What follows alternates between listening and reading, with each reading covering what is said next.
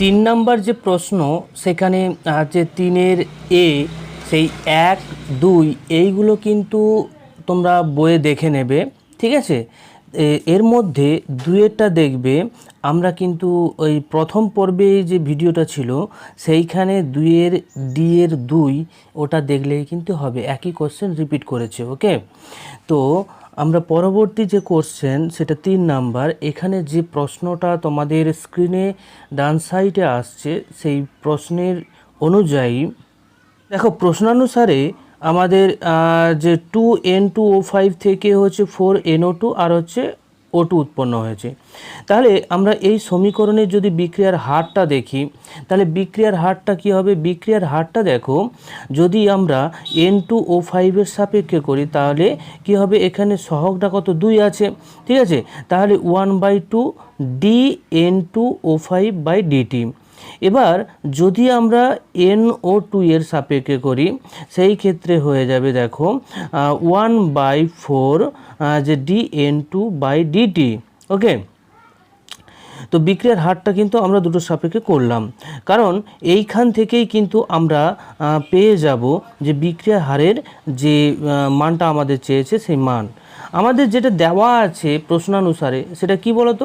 NO2-র যে তোমার কনসেন্ট্রেশন সেটা দেওয়া আছে 4 × 10⁻² মোল পার লিটার। ওকে, আর এখানে টি দেওয়া আছে, অর্থাৎ যেখানে হচ্ছে ডেল টি যে অল্প সময়ের যে পরিসর সেটা 5 সেকেন্ড দেওয়া আছে। তাহলে বিক্রিয়ার হারের যে সমীকরণটা আমরা তৈরি করেছিলাম, এইখানে যদি বিক্রিয়ার হারের সমীকরণে NO2-র মান আর হচ্ছে তোমার ডিটি এর মান যদি বসিয়ে দিই তাহলে কিন্তু আমাদের কিন্তু বিক্রিয়া হারের যে মান সেই হারের মানটা কিন্তু আমাদের চলে আসছে 2 × 10⁻²। ওকে, এরপর দেখো N2O5 এর যে অন্তর্নিহিত হওয়ার হার, অর্থাৎ কতটা পরিমাণ সে পরিবর্তিত হয়েছে সেই পরিমাণটাই চেয়েছে। দেখো NO2 যে পরিমাণ পরিবর্তিত হবে বা যে পরিমাণ হ্রাস ঘটবে সেই হ্রাসটাই কিন্তু N2 যত পরিমাণ উৎপন্ন হয়েছে। তাহলে আমাদের প্রশ্নানুসারেই দেওয়া আছে N2 উৎপন্ন হয়েছে যে 4 × 10⁻²। তাহলে N2O5 এর অন্তর্নিহিত হওয়ার হারটা হয়ে যাবে 4 × 10⁻²। এবারে তোমাদের মনে হয়তো প্রশ্ন আসছে যে স্যার বিক্রিয়ার হারের যে একক কী হবে? দেখো, এককটা আমি ইচ্ছাকৃতভাবেই ফাঁকা রাখলাম, কারণ তোমরা এখান থেকেই বলতে পারবে দেখো কিভাবে নির্ণয় করবে বিক্রিয়ার হারের যে একক। দেখো, উপরে হচ্ছে কনসেন্ট্রেশন, তার একক মোল পার লিটার ইনভার্স, আর নিচে হচ্ছে সেকেন্ড আছে। তাহলে এখানে কি হয়ে যাবে? Mole per litre inverse per second. একই রকমভাবে বিক্রিয়ার হারের যা একক হয় সেটা তোমরা নির্ণয় করতে পারবে আশা করি। ওকে, তো এই ছিল আমাদের 3 নাম্বার কোশ্চেনের উত্তর। 3 এর যে অথবাটা দেওয়া আছে, অথবাতে যে আমাদের কোশ্চেনটা আছে সেই প্রশ্ন অনুযায়ী কিন্তু আমরা কি বলতে পারি যে 1 নাম্বারের ক্ষেত্রে যে প্রথম ক্রমের যে বিক্রিয়ার যে অর্ধায়ু, এটা তো আমরা জানি যে প্রথম ক্রম বিক্রিয়ার অর্ধায়ুটা হচ্ছে কোনো কনসেন্ট্রেশনের উপর নির্ভর করে না, অর্থাৎ অর্ধায়ু T½ = 0.693/K।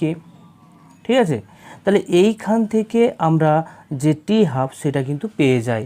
একই রকমভাবে আমরা যদি চাই যে বিক্রিয়ার হার ধ্রুবকের মান নির্ণয়, অর্থাৎ K এর মান নির্ণয় করতে, সেই ক্ষেত্রেও কিন্তু K এর মান আমরা এই সমীকরণ থেকে নির্ণয় করতে পারি। ওকে, এরপর দেখো, যখন সময়টা অর্থাৎ সময়ের যে পরিমাণটা সেটা দেওয়া আছে T3/4, এই সময়টা দেওয়া আছে, তখন প্রথম ক্রমের বিক্রিয়ার যে হার ধ্রুবক অর্থাৎ K সমান আমরা কি বলতে পারি? K সমান বলতে পারি যে 0.693, এটা কিন্তু 0.693 হবে না, একটু মিস্টেক হয়ে গেছে, এখানে হবে 2.303 যে log A/A/4 divided by T3/4 হবে। ওকে, এবারে তোমাদের মনে প্রশ্ন আসছে যে স্যার নিচে A/4 কেন এলো? ঠিক আছে, আমরা যে প্রথম ক্রম বিক্রিয়ার ক্ষেত্রে হার ধ্রুবকের যে সমীকরণ, সেই সমীকরণে আমরা কি জানি? সেটা K সমান যে 2.303 divided by T log A/A - x। তাহলে এই যে পরিমাণ, এই পরিমাণটা হবে a মাইনাস এক্সের পরিমাণ কিন্তু a/4 হচ্ছে। সেটা কেমন করে হচ্ছে দেখো, আমাদের প্রশ্নানুসারে বলে দেওয়া আছে যে 3/4 অংশ সম্পূর্ণ হয়েছে। তাহলে 3/4 অংশ যদি সম্পূর্ণ হয় তাহলে এক্সের পরিমাণটা কত হবে? প্রাথমিকে a ছিল, তাহলে 3/4 অংশ সম্পূর্ণ হয়ে যাওয়া মানে যে প্রাথমিকভাবে যে গাঢ়ত্ব ছিল সেই গাঢ়ত্বটা কিন্তু কমে যাবে। ফলে এখানে এক্সের পরিমাণটা কত হয়? 3a/4। এই পরিমাণ কিন্তু এক্সের পরিমাণ পেয়ে যাচ্ছি। তাহলে আমরা কি বলতে পারি? a মাইনাস এক্স সমান কত হবে? a মাইনাস এক্স সমান হয়ে যাবে তোমাদের, দেখো a প্রাথমিকের থেকে 3a/4 এটা হচ্ছে বিয়োগ হয়ে যায়। বিয়োগ হলে যে পরিমাণটা আসবে সেটা কিন্তু a/4 আসছে। ওকে, তো এর পরিমাণটা হচ্ছে a/4। ক্লিয়ার? তো এই a/4 এই মানটাই কিন্তু এখানে বসিয়ে দেওয়া হয়েছে।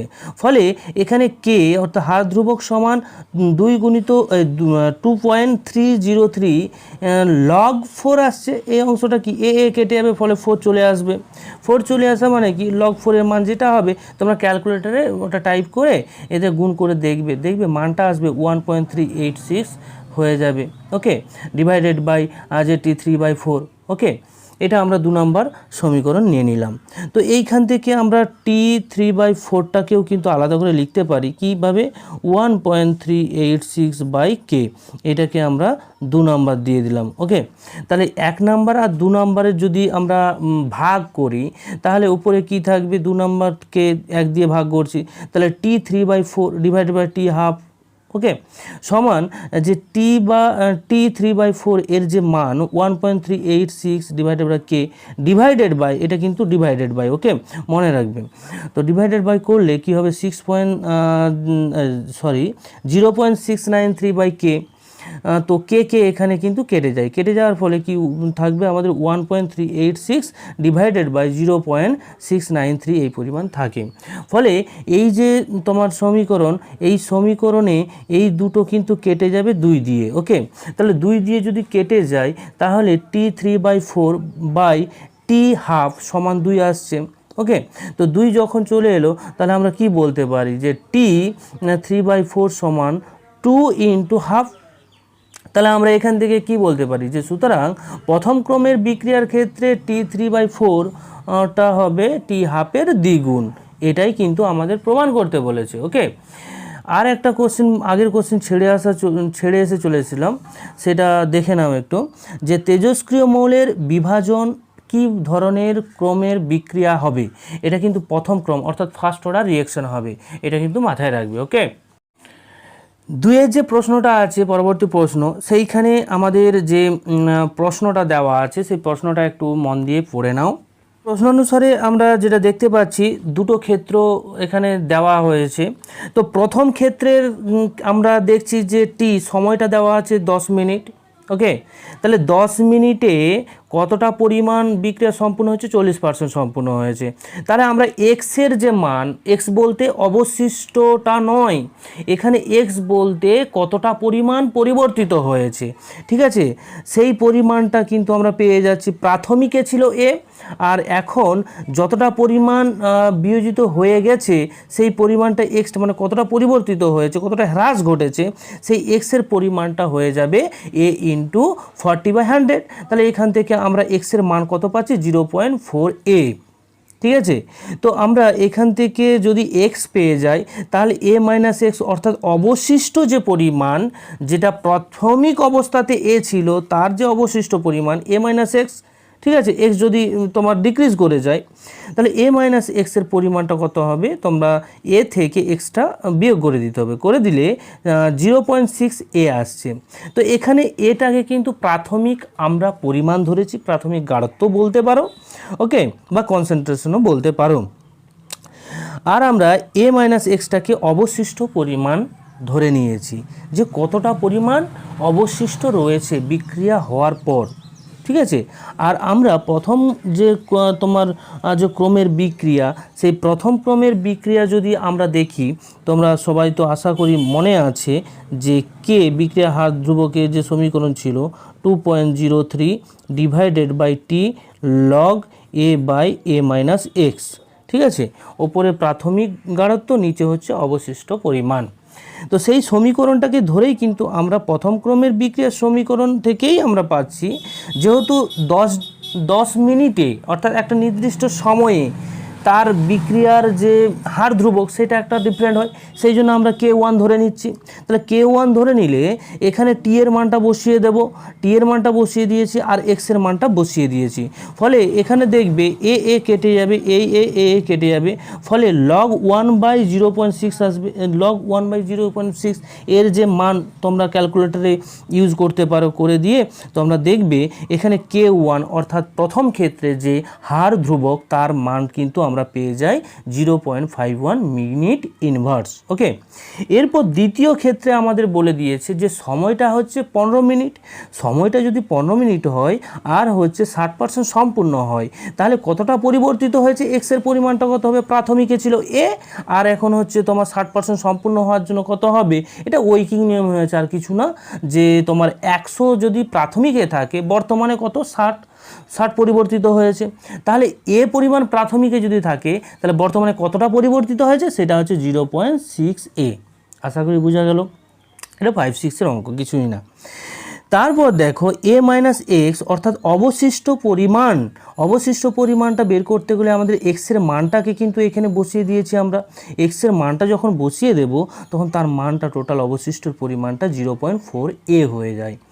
এরপর দেখো সময়টা যেহেতু 15 মিনিট দেওয়া আছে, তাহলে এর হার ধ্রুবকের মানটাও একটা আলাদা হবে, তাই আমরা K2 ধরে নিচ্ছি দ্বিতীয় ক্ষেত্রে। K2 যখন ধরে নেব, বাকি সমস্ত যা দেওয়া আছে তার মানগুলো বসিয়ে দিলে দেখবে এ কেটে যাবে, তারপরে log 1/0.4 এর যা মান সেটাকে আমরা 2.303 সঙ্গে গুণ করব, তারপর 15 দিয়ে ভাগ করলে আমাদের K2-র মানটা কিন্তু চলে আসে 0.061 মিনিট ইনভার্স।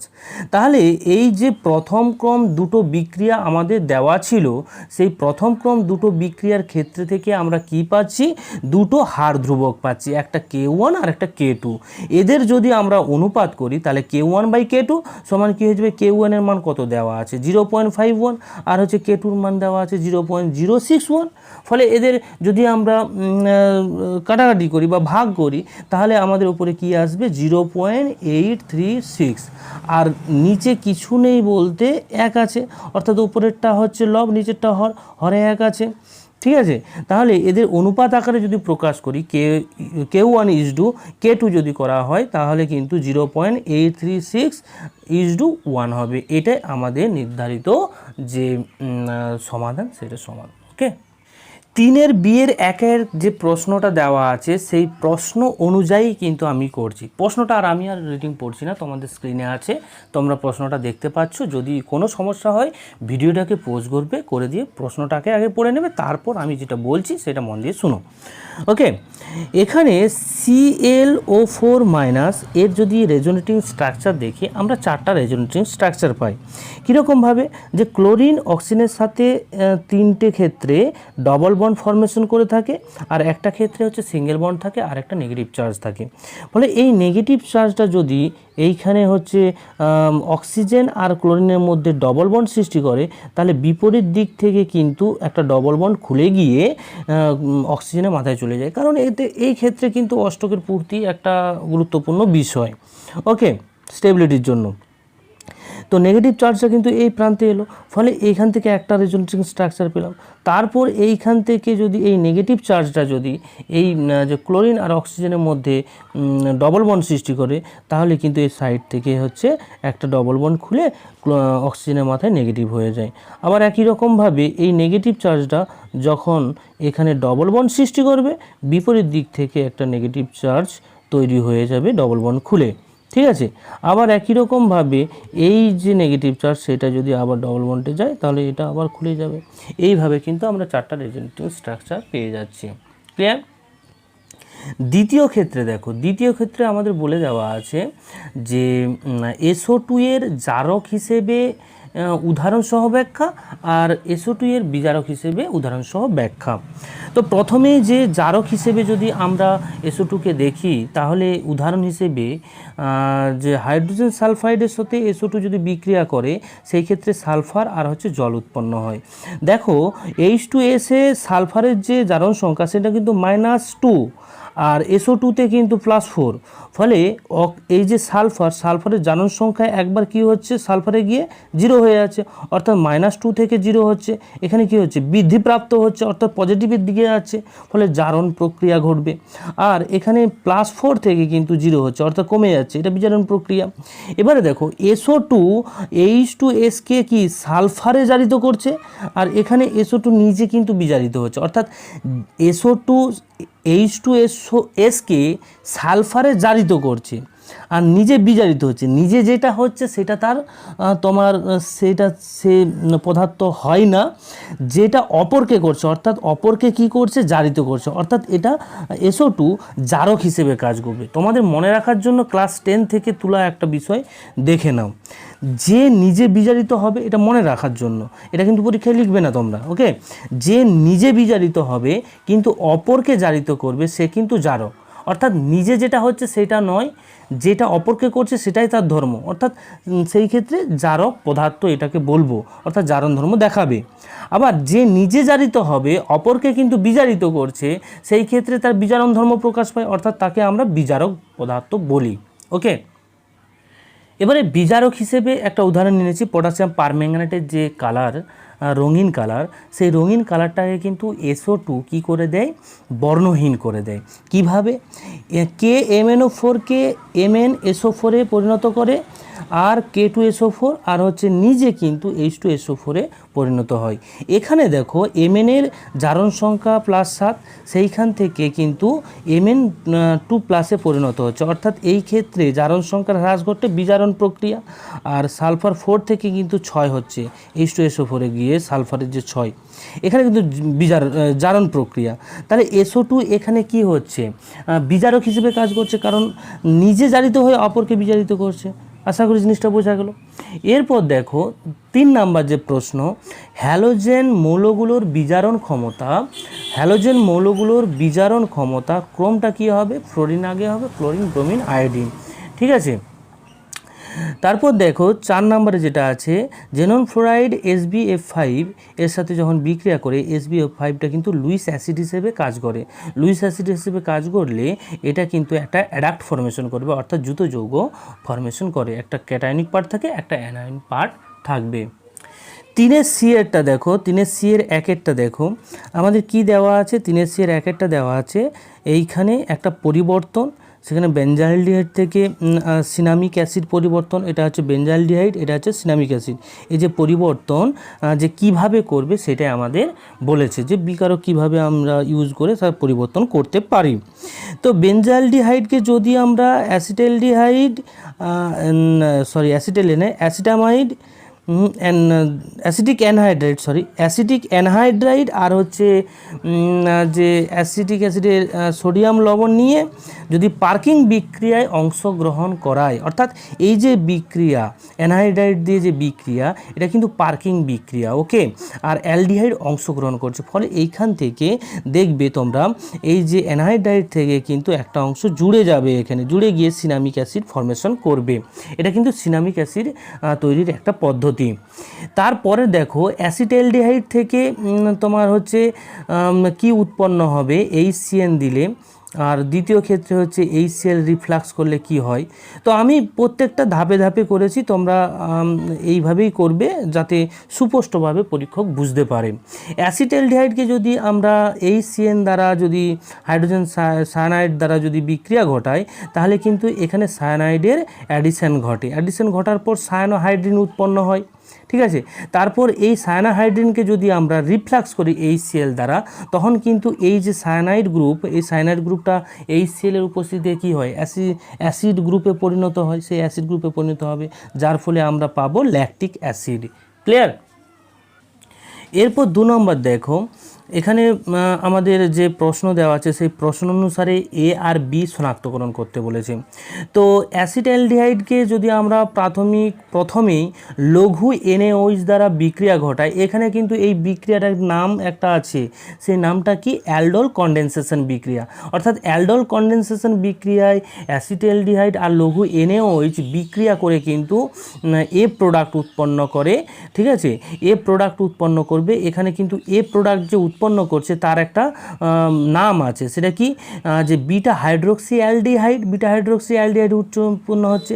এখানে মনে রাখবে যে অ্যাসিটালডিহাইড কিন্তু 2 অণু ব্যবহৃত হবে অ্যালডোল কনডেনসেশনের ক্ষেত্রে।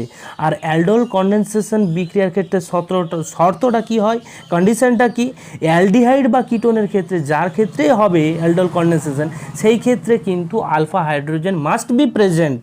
যদি প্রেজেন্ট না থাকে, উপস্থিত না থাকে, তখন কিন্তু অ্যালডোল কনডেনসেশন বিক্রিয়া হবে না। এটা এ হলো। তারপর যদি আমরা হিট দিই তাহলে এই যে বিটা হাইড্রোক্সি অ্যালডিহাইড থেকে কিন্তু ডিহাইড্রেশন অফ অ্যালডোল, অর্থাৎ অ্যালডোলের এই যে অ্যালডোল উৎপন্ন হলো সেই অ্যালডোলের ডিহাইড্রেশন হবে। ডিহাইড্রেশন মানে কি, জল বেরিয়ে যাবে, এইখান থেকে জলটা বেরিয়ে যাবে। ঠিক আছে, এখানে যদি আমরা এটা 1 ধরি, এটা H ধরি, তাহলে এইখানে পড়বে আর এটা উঠে যাবে, ফলে জল বেরিয়ে যাবে। এখান থেকে আমাদের জল বেরিয়ে যায়, জল বেরিয়ে গেলে এটা উৎপন্ন হয়ে যাবে বি প্রোডাক্ট, যেটার নাম হচ্ছে 2-বিউটানল। আশা করি জিনিসটা বোঝা গেল। 3 সি এর যে অথবা প্রশ্ন দেওয়া আছে সেই প্রশ্নানুসারেই কিন্তু আমরা বিক্রিয়াটা করব। অ্যাসিটনকে TiO2 আর হচ্ছে 350 ডিগ্রি সেন্টিগ্রেড উষ্ণতায় যদি আমরা হিট করি তাহলে কিন্তু এ প্রোডাক্ট হিসেবে কিন্তু আমাদের অ্যাসিটন পাই। ঠিক আছে, তো অ্যাসিটন যে পেলাম সেই অ্যাসিটনটা হচ্ছে এ প্রোডাক্ট। এরপর ওই অ্যাসিটনকে গাঢ় H2SO4 আর হচ্ছে 180 ডিগ্রি সেন্টিগ্রেড উষ্ণতায় বিক্রিয়া যদি ঘটায়, এই ক্ষেত্রেও কিন্তু অ্যালডোল কনডেনসেশন বিক্রিয়া হয়। আর অ্যালডোল কনডেনসেশন বিক্রিয়া হওয়ার সময় অ্যাসিটন কিন্তু 3 মোল ব্যবহৃত হয়। কত মোল ব্যবহার হয়? 3 মোল। 3 মোল ব্যবহৃত হয়ে এটা উৎপন্ন করে মিথিটাইলিন। ঠিক আছে, যাকে আমরা বলতে পারি 1,3,5 ট্রাইমিথাইল বেনজিন, যেটা বি প্রোডাক্ট হিসেবে উৎপন্ন হয়।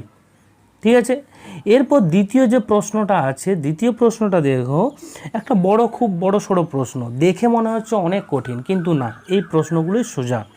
এখানে তোমাদের বলে দিয়েছে প্রশ্নানুসারে, যেহেতু পি টলেন্স বিক্রিয়ায় সাড়া দেয়, টলেন্স বিক্রিয়ায় সাড়া কে দেবে? কিটোন তো দেবে না, অ্যালডিহাইডরা বা অ্যালডিহাইড গ্রুপ উপস্থিত যদি থাকে কোনো যৌগে, সেটা কিন্তু টলেন্স বিক্রিয়ায় অংশগ্রহণ করে। ঠিক আছে, তো এখানে টলেন্স বিক্রিয়ায় অংশগ্রহণ করছে মানে পিতে একটা aldehyde group must be present হবে। ওকে, তাহলে এই যে উপস্থিত থাকা যে তোমার পি, সেই পিকে যদি আমরা তোমার AlO এর হোল 3 দ্বারা যদি আমরা বিক্রিয়া ঘটাই তাহলে আমাদের কিউ প্রোডাক্ট উৎপন্ন হয়। কিউ প্রোডাক্টের যে সংকেতটা দেওয়া আছে C4H8O2, অর্থাৎ এইখানে সংকেতটা যদি আমরা ভেঙে দেখি তাহলে ইথাইল অ্যাসিটেট উৎপন্ন হয়। ঠিক আছে, এবারে ইথাইল অ্যাসিটেটটা উৎপন্ন হচ্ছে, এটা কিন্তু আমরা বুঝতে পারছি না যে ইথাইল অ্যাসিটেট উৎপন্ন হচ্ছে, কিন্তু পরবর্তী যে বিক্রিয়া তাতে বলে দিয়েছে অ্যামোনিয়ার সাথে বিক্রিয়া করলে দুটো সংকেত দেওয়া আছে, এস আর আর দেওয়া আছে। এস হচ্ছে C2H5NO আর হচ্ছে আরটা হচ্ছে C2H6O। এখান থেকে দেখো যে অ্যাসিটামাইডের এটা একটা সংকেত হবে আর আরটা হবে ইথানল। এবারে এই অ্যাসিটামাইড ইথানলকে আমরা অ্যামোনিয়া দ্বারা বিক্রিয়া করে পাচ্ছি, ফলে তাহলে কি হবে? ইথাইল অ্যাসিটেট হবে। তো ইথাইল অ্যাসিটেটকে যদি আমরা NH3 দ্বারা বিভাজিত করি তখনই কিন্তু এই দুটো প্রোডাক্ট আমরা পাই। আবার ইথাইল অ্যাসিটেট কোথা থেকে পারবো? AlOCt এর হোল 3 এর দ্বারা যদি বিক্রিয়া ঘটায় তাহলে 2 অণু হচ্ছে তোমার অ্যাসিটালডিহাইড কিন্তু বিক্রিয়া করে কিন্তু ইথাইল অ্যাসিটেট কিউ পাই। অর্থাৎ এইখান থেকে আমরা কি বুঝতে পারছি যে পিটা হবে অ্যাসিটালডিহাইড, কিউ হবে ইথাইল অ্যাসিটেট, আর এসটা অ্যাসিটামাইড হবে, আরটা ইথানল হবে। আশা করি জিনিসটা বোঝা গেল। যদি বুঝতে না পারো ভিডিওটা পজ করবে, করে আবার পুনরায় দেখবে। তিনের দিকে প্রশ্নটা আছে দেখো, তোমার হচ্ছে CH3COCl থেকে অ্যাসিটাইলডিহাইড, অর্থাৎ অ্যাসিটাইল ক্লোরাইড থেকে তোমার হচ্ছে অ্যাসিটাইলডিহাইড কীভাবে উৎপন্ন হবে। এটা কিন্তু রোজেনমান বিজারণ, একটা নেম রিয়েকশন, ফেমাস রিয়েকশন রোজেনমান বিজারণ অর্থাৎ রোজেনমান রিডাকশান। কি করতে হয়, হাইড্রোজেন, প্যালাডিয়াম আর বেরিয়াম সালফেট, যেটা হচ্ছে তোমার অনুঘটক বিষ হিসেবে কাজ করে, অর্থাৎ বিক্রিয়াটাকে একটা নির্দিষ্ট পর্যায়ে নিয়ে যায়, ঠিক আছে। আর ফুটন্ত জাইলিন দিয়ে রোজেনমান বিক্রিয়া করলে অ্যাসিটাইলডিহাইড আমরা পেয়ে যাই। ক্লিয়ার? এরপর আমরা আসছি MCQ প্রশ্নে, পার্ট বি। 1 নম্বরের কি দেওয়া আছে, যে সিস্টেমে A not equals to B not equals to C এবং alpha not equals to beta, beta not equals to gamma not equals to 90 degree, এটা কিন্তু তখনই সম্ভব যখন ট্রাইক্লিনিক সিস্টেম হবে, ট্রাইক্লিনিক ক্রিস্টাল হবে, তখনই কিন্তু সম্ভব। এর উদাহরণটাও কিন্তু তোমাদের পাশাপাশি দিয়ে রাখলাম মনে রাখার জন্য, যে পটাশিয়াম ক্রোমেট আর হচ্ছে বোরিক অ্যাসিড H3BO3। এরপর দ্বিতীয়ত দেখো, দ্বিতীয়টায় যেটা দেওয়া আছে, একটি কোষের স্বতঃস্ফূর্ততা আর শর্ত কী। দেখো, একটা কোষের ক্ষেত্রে স্বতঃস্ফূর্ততার মেন কারণ হচ্ছে তার ডেল জি অর্থাৎ ফ্রি এনার্জিটা সবসময় কিন্তু নেগেটিভ হবে। আর ডেল জি নেগেটিভ হওয়া মানে কি, ওই যে সেলটা যে আছে সেই সেলের কিন্তু ইএমএফ, ইলেকট্রোমোটিভ যে ফোর্স, সেই ইএমএফের মানটা কিন্তু অলওয়েজ পজিটিভ হবে। যদি ইএমএফের মানটা যদি অর্থাৎ ইজিরোর মানটা যদি পজিটিভ না হয়, নেগেটিভ হয়ে যায়, সেই ক্ষেত্রে কিন্তু ডেল জি এর মানটা কি হয়ে যায়, পজিটিভ হয়ে যাবে। আর পজিটিভ হয়ে যাওয়া মানে সেই বিক্রিয়া অস্বতঃস্ফূর্ত হয়ে যাবে।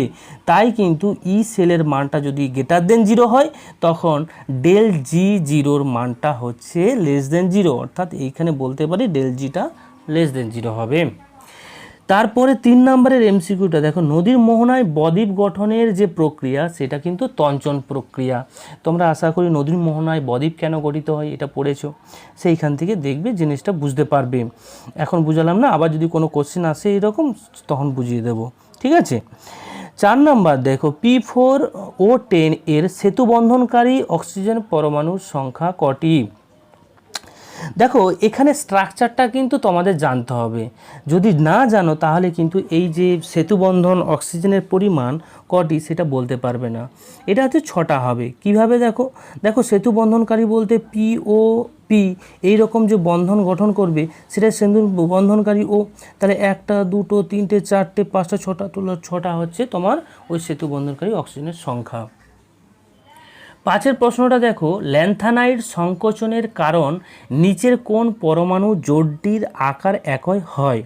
এখানে JR আর হচ্ছে HF, অর্থাৎ বিয়েরটাই সঠিক হবে। 6 নম্বর প্রশ্নটা দেখো, 1 মোল Cr H2O এর হোল 5 Cl আর হচ্ছে Cl2 যৌগের সঙ্গে সিলভার নাইট্রেটের বিক্রিয়ায় কত মোল যে সিলভার ক্লোরাইড উৎপন্ন হবে।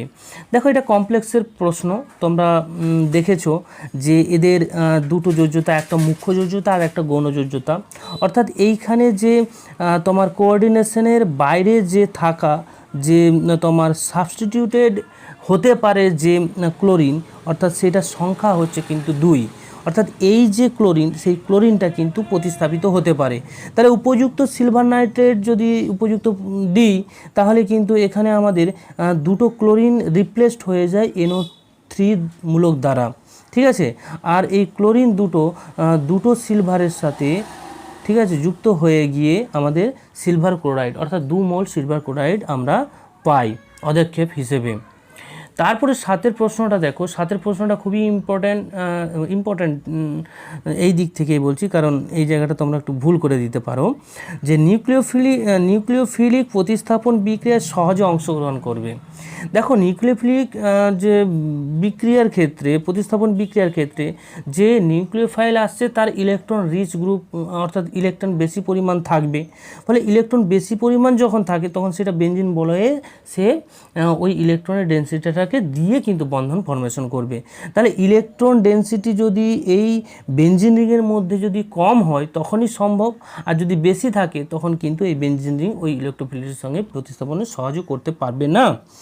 তো এই জন্য দেখো এই যে বেনজিন রিংয়ের সঙ্গে যুক্ত NO2 আর Cl2 এই যে গ্রুপ, এই গ্রুপ কিন্তু ইলেকট্রন উইথড্রয়িং গ্রুপ, অর্থাৎ নিজের দিকে ইলেকট্রন ডেনসিটি, অর্থাৎ বেনজিন বলের ইলেকট্রন ডেনসিটিকে NO2 আর Cl নিজের দিকে টানবে, নিজের দিকে টেনে নেয়, ফলে ইলেকট্রনের যে ঘাটতি এই বেনজিন বলের মধ্যে ঘটে, যার জন্য বাইরে থেকে নিউক্লিওফাইল যখন আমরা অ্যাটাক করব সহজে হয়ে যাবে। তো এটা মনে রাখার জন্য করেছি, এটা তোমাদের পরীক্ষায় লিখতে হবে না, তাই এটা দেখে নাও যে ইলেকট্রন উইথড্রয়িং গ্রুপ যদি থাকে নিউক্লিওফিলিক অ্যাটাকটা বেশি সহজে হয়, আর ইলেকট্রন ডোনেটিং গ্রুপ যদি থাকে যে ইলেকট্রোফিলিক দ্রুত বিক্রিয়াটা বেশি বা ইলেকট্রোফিলিক প্রতিস্থাপন বিক্রিয়াটা বেশি হবে সহজেই। 8 নম্বরের প্রশ্নটা দেখো, ফেনলকে আমরা যে সোডিয়াম আর লিকুইড অ্যামোনিয়া দ্বারা যদি বিক্রিয়া ঘটায় সেই ক্ষেত্রে এক্স কি উৎপন্ন হয়? এক্স যেটা উৎপন্ন হবে সেটার নামটা হচ্ছে 3-সাইক্লোহেক্সিনোন। ঠিক আছে, এখানে কিন্তু বার্চ রিঅ্যাকশান হয়। বার্চ রিঅ্যাকশান তোমরা জানো যে বার্চ রিঅ্যাকশান হবে, প্রাথমিকভাবে হচ্ছে সোডিয়াম আর লিকুইড অ্যামোনিয়া যদি দিই সেই ক্ষেত্রে একটা ইন্টারমিডিয়েট উৎপন্ন হয়, তারপর কিন্তু এইখানে দেখবে ইন্টারমিডিয়েট থেকে আমরা 3-সাইক্লোহেক্সোনোন উৎপন্ন হয় বার্চ রিঅ্যাকশান দ্বারা। এবারে 9টা দেখো, তোমার অ্যাসিটিলিনকে যদি আমরা যে H2+ আর যে H2SO4 আর জল হিট দ্বারা যদি করি তাহলে কি প্রোডাক্ট উৎপন্ন হবে? এটা বি প্রোডাক্ট উৎপন্ন হয়। বি বলতে এখানে বি এর দাগে যেটা আছে অ্যাসিটালডিহাইড উৎপন্ন হয়। কিভাবে হবে? এখানে কিন্তু হাইড্রেশন ঘটবে, হাইড্রেশন ঘটায়। তো এখানে হাইড্রেশন কে ঘটায়? 20% H2SO4 আর হচ্ছে যে HgSO4 আর হচ্ছে 60 থেকে তোমার হচ্ছে এটা যে 80 ডিগ্রি সেন্টিগ্রেড উষ্ণতায় যদি আমরা বিক্রিয়া ঘটাই অ্যাসিটিলিনকে, তাহলে অ্যাসিটালডিহাইড হয়। এই বিক্রিয়াটার নাম হচ্ছে হাইড্রেশন। ওকে, বোঝা গেল। তারপর দেখো এক্স অর্থাৎ 10-এর যে কোশ্চেনটা আছে, 10-এর কোশ্চেনে কি বিকারক একটা নির্দিষ্ট চেয়েছে, এখানে কি বিকারক লাগবে। এখানে কিন্তু ব্রোমিন আর অ্যালকালি মিডিয়ামে যদি ব্রোমিন আমরা যোগ করি, অর্থাৎ যে NaOH এর উপস্থিতি যদি ব্রোমিন যোগ করি তাহলে কিন্তু এদের পরিবর্তিত হয়, এখানে একটা কার্বন সংখ্যা কমে গেছে। ঠিক আছে, এরপর দেখো 11 দাগের যে প্রশ্ন সেখানে বলে দেওয়া আছে আলফা ডি প্লাস গ্লুকোজ আর বিটা ডি প্লাস গ্লুকোজ এরা পরস্পর কি হবে? এরা পরস্পর ডায়াস্ট্রিয়ামার হবে। কেন হবে? কারণ আলফা ডি প্লাসের যে গঠন আকৃতি সেটা তো আমরা দেখতে পাচ্ছ, আর বিটা ডি প্লাসের যে গঠন আকৃতি সেটাও দেখতে পাচ্ছ, ফলে এদের দুজনের মধ্যে কিন্তু যে এই যে তোমার গঠনগত যে পার্থক্য তার সাথে সাথে এদের মধ্যে যে স্টিরিও আইসোমার যে ফর্মেশন করলো সেটা কিন্তু ডায়াস্ট্রিও আইসোমার হবে। এরপরে 12 কোশ্চেনটা দেখো, কোনটি লঘু NaOH এর সঙ্গে বিক্রিয়ায় অ্যালডোল তৈরি করে না? দেখো অ্যালডোল কন্ডেনসেশন বিক্রিয়ার ক্ষেত্রে যে শর্ত, সেই শর্ত অনুযায়ী কি বলা যায় যে আলফা হাইড্রোজেন পরমাণু থাকতে হবে, must be present alpha hydrogen. Alpha hydrogen যদি না থাকে সেই ক্ষেত্রে কিন্তু অ্যালডোল কন্ডেনসেশন বিক্রিয়া হয় না। তাহলে এই সব কটা অপশনের মধ্যে সি এর দাগের অপশনে দেখবে কোনো আলফা হাইড্রোজেন এখানে তুমি পাবে না। এটা তো আলফা কার্বন, ফলে এখানে আলফা হাইড্রোজেন নেই, 3টাই মিথাইল গ্রুপ আছে, তাই এটা কিন্তু অ্যালডোল কন্ডেনসেশন বিক্রিয়া দেয় না। ঠিক আছে, তারপরের যে প্রশ্নটা আছে, প্রশ্নটা এমসিকিউ হলেও আমি প্রশ্নটা পুরো ব্যাখ্যা করেছি তোমাদের সুবিধার্থে, তোমরা বাকিটা বোঝার জন্য, কারণটা বোঝার জন্য, আর এমসিকিউটা শুধুমাত্র এমসিকিউ দিলে হবে, এইরকম ব্যাখ্যা তোমাদের পরীক্ষায় দিতে হবে না, শুধু এমসিকিউর উত্তরটা লিখলে হয়। তো এখানে দেওয়া আছে 0.01 মোলার যে গ্লুকোজ দ্রবণের তুলনায় 0.01 মোলার MgCl2 দ্রবণের হিমাঙ্কের অবনমনের মান কত হবে? সেটা কিন্তু প্রায় 3 গুণ হয়ে যায়। কেন 3 গুণ হয় সেইটা আমি ব্যাখ্যা করেছি, এটা কিন্তু পরীক্ষায় লিখবে না, বারবার বলছি, এটা তোমার বোঝার জন্য বলেছি। যে গ্লুকোজ তড়িৎ অবিশ্লেষ্য পদার্থ, তো গ্লুকোজ যদি তড়িৎ অবিশ্লেষ্য পদার্থ হয় তাহলে আয়নে বিয়োজিত হতে পারবে না, আর আয়নে বিয়োজিত যদি না হয় যে পরিমাণ হিমাঙ্কের অবনমন হবে তার পরিমাণ যদি একটা নির্দিষ্ট থাকে, তাহলে আমরা তড়িৎ বিশ্লেষ্য MgCl2 যদি ওই দ্রবণে যোগ করি আলাদা একটা দ্রবণে, সেই ক্ষেত্রে কি হবে? আয়নের সংখ্যা 3 গুণ হয়ে যাচ্ছে, অর্থাৎ আয়নের সংখ্যা যখনই 3 গুণ হয়ে যাবে তখন হিমাঙ্কের অবনমনের মানটাও 3 গুণ হয়ে যায়। কেন হয়? দ্রবণের হিমাঙ্কের অবনমন একটা কিন্তু সংখ্যাগত ধর্ম, যা কিন্তু দ্রবণের কণার সংখ্যার ওপর নির্ভর করে, এবং কণার সংখ্যার সঙ্গে কিন্তু সমানুপাতিক, অর্থাৎ আয়নের সংখ্যা যত বাড়বে হিমাঙ্কের অবনমনের মান সেই রকম হবে। যদি 1 গুণ হয় 1 গুণ হবে, 2 গুণ হলে 2 গুণ হবে, 3 গুণ হলে 3 গুণ হবে, এই রকমভাবে কিন্তু বৃদ্ধিপ্রাপ্ত হয়। বোঝা গেল? শেষ যে প্রশ্নটা আছে দেখো, যে বিষয়টি বিক্রিয়ার হারের ওপর কোনো প্রভাব ফেলে না সেই জিনিসটা কি? এখানে কিন্তু তোমাদের ডি অপশানটাই হবে, আণবিকতা বিক্রিয়ার হারের ওপর কোনো প্রভাব ফেলবে না, বাকি সবকটাই কিন্তু প্রভাব ফেলবে। এই ছিল তোমাদের পুরো সেট 1 ছায়া টেস্ট পেপারের কেমিস্ট্রির সলিউশন। আশা করি ভালো লেগেছে। যদি ভালো লেগে থাকে অবশ্যই লাইক ও সাবস্ক্রাইব করবে। দেখো তোমাদের জন্য কষ্ট করছি, আমার জন্য একটু কষ্ট করে তোমরা সাবস্ক্রাইবটা করবে, বন্ধুদের মধ্যে শেয়ার করবে। Thank you.